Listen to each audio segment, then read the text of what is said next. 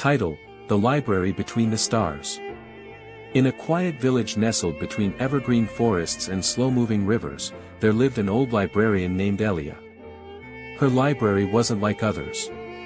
It didn't simply hold books, it held dreams. You see, late at night, when the stars blinked softly in the sky and the world hushed to a whisper, the library would glow faintly, its shelves humming with magic. The books there could only be read in dreams. People who came in sleepy and uncertain would find themselves gently drifting off as they opened a book, and waking up the next morning with the warmth of adventure still on their skin. One night, a traveler named Kieran arrived at the village, carrying a satchel filled with journals and half-written maps. He'd been searching for the library between the stars for years. Legends spoke of it in fragments, tales of a place where forgotten memories whispered, and where even the lost could find their way back home. Elia welcomed Kieran with a cup of lavender tea and a smile that looked like it had seen many lifetimes.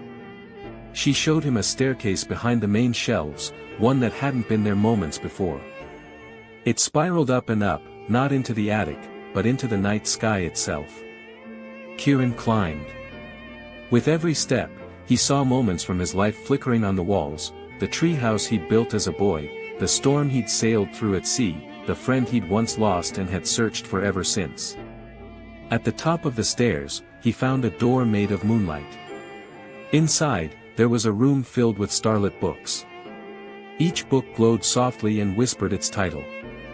One called to him, The Mapmaker's Reunion.